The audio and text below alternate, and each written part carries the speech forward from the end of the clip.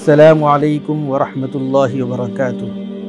محترم ناظرین، آج میں آپ کے سامنے ایک مختصر دعا جو پیارے آقا جناب نبی کریم صلی اللہ علیہ وسلم نے ہمیں بتلائی ہے اس کا ذکر کروں گا۔ یہ دعا الفاظ کے اعتبار سے بالکل مختصر ہے، مگر اس کے اندر جو تاثیر رکھی ہے وہ یہ ہے کہ اگر کوئی شخص اس دعا کو صبح میں 3 مرتبہ پڑھ لے گا تو شام تک ہر شر سے وہ محفوظ ہو جائے گا، اور اگر کوئی شام کو 3 مرتبہ یہ دعا پڑھ لے گا تو صبح تک جملہ شرور و فتن سے وہ محفوظ رہے گا۔ وہ دعا کیا ہے؟ مختصر سی دعا ہے، میں آپ کے سامنے پڑھوں گا، آپ اس کو یاد کر لیجئے۔ دعا کے الفاظ ہیں: بسم اللہ الذی لا یضر مع اسمہ شیء فی الارض ولا فی السماء وہو السمیع العلیم۔ پھر دوبارہ سن لیجئے: بسم اللہ الذی لا یضر مع اسمہ شیء فی الارض ولا فی السماء وہو السمیع العلیم۔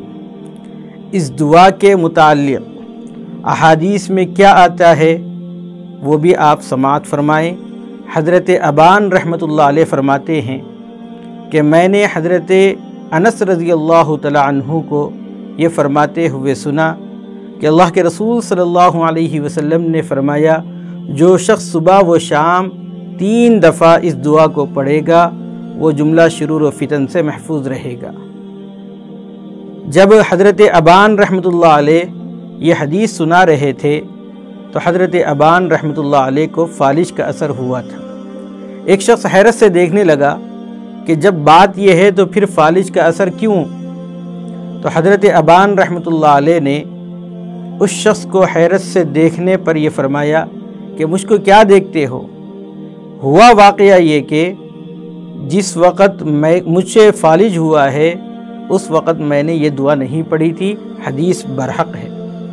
اس لیے صبح و شام ہم لوگوں کو چاہیے کہ اس دعا کا اہتمام کرنا چاہیے۔ مختصر سی دعا ہے، پھر ایک مرتبہ اب اس کو دہرا لیں، اپنے بچوں کو یاد کرائیں، اپنے خواتین کو یاد کرائیں، خود بھی پڑھیں، اس لیے کہ اس وقت پورے عالم کے اندر اختلاف، انتشار اور وباؤں کا دورہ ہے۔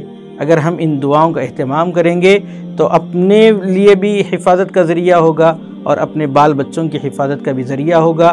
وہ دعا یہ ہے: بسم اللہ الذی لا یضر مع اسمہ شیء فی الارض ولا فی السماء وہو السمیع العلیم۔